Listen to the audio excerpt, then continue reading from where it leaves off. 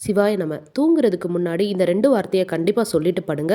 அப்படி சொல்லும்போது நீங்க நெனச்சது நடக்கும். எந்த பிரச்சனையும் வராமலும் தடுக்கும். அப்படின்னு பெரியவா சொன்ன ஒரு அருளுரைய பற்றி சுருக்கமா பார்க்கலாமா? இந்த விஷயம் மனித வாழ்க்கையில ரொம்பவுமே கடைபிடிக்க வேண்டிய ஒரு முக்கியமான விஷயம். மனித பிறவி அப்படின்றது ஒரு அற்புதமான வரங்க.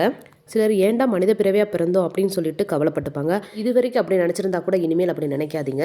தினமும் நீங்க தூங்குறதுக்கு முன்னாடி இந்த விஷயத்த கண்டிப்பா நீங்க பண்ணுங்க. என்னன்னா, ஃபர்ஸ்ட் நன்றி சொல்ல கத்துக்கணும். என்னை படைத்த இந்த பரம்பொருளுக்கும் இந்த பிரபஞ்சத்துக்கும் நன்றி கடவுளே அப்படின்னு சொல்லிட்டு அவங்களுக்கு நன்றி செலுத்தணும். இன்னொன்று, மன்னிப்பு கேட்கறது. நம்ம அறிஞ்சும் அறியாமலும் தெரிஞ்சும் தெரியாமலும் பல தவறுகள் பண்ணியிருப்போம். அதுக்கு மனதார மானசீகமாக மன்னிப்பு கேட்கணும்.